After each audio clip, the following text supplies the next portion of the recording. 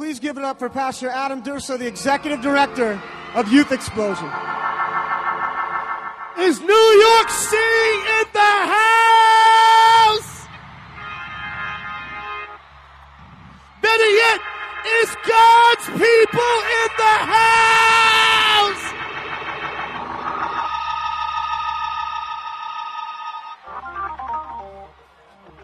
Just look at me for 2 seconds. You see, we're a generation that is tired of listening to the giants that have been screaming at us, telling us that we've got to conform and listen to what they say about us, when we know that what is really true is what God says about us. And there was a teenager, a 17-year-old young man, who decided that he too was tired of what the giants were saying about him. Tired of what the Hot 97s and Power 105s and MTV BETs were saying about his generation. He was going to stand up and honor God. And so this 17-year-old young man named David, he heard about this giant named Goliath who kept throwing out threat after threat and accusation after accusation at him. And he said, you know who's that guy? He looks big, but my God is bigger than him. Oh, y'all didn't hear me? I said he looks big, but my God is bigger than him.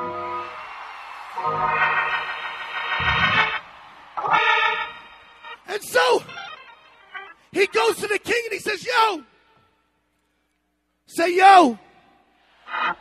He says, yo, king, I can take down this giant.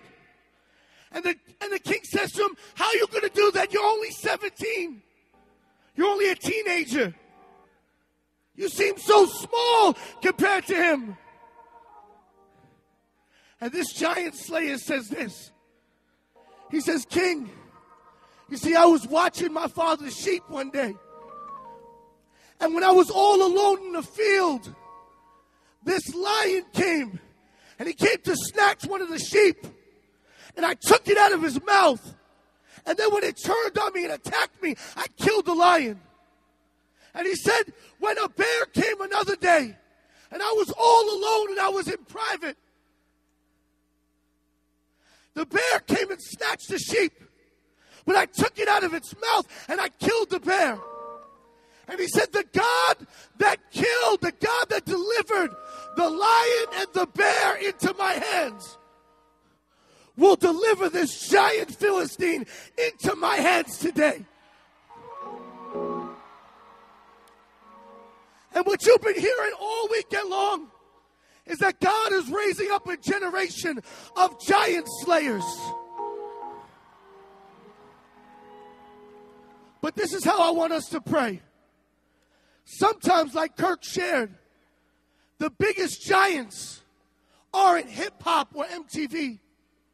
Sometimes the biggest giants are the lions and the bears we face in private. You see, because when you're all alone and you're dangling your hands on the keyboards at night, you could be struggling with some of the same stuff, and you would never give a testimony about a youth group. And you're struggling with pornography, you'd never tell anybody about it. But the enemy's got you gripped because he knows if you can't compete and you can't defeat the lion and the bear in private, you will never defeat Goliath in public. And so this is what I'd ask you to do. Would you just stand to your feet? Giant slayers, would y'all just stand to your feet? Champions, stand. And how many of y'all know it looks big, but our God is bigger than him? Oh, I thought there were some young people in New York City that knew our God is bigger than him.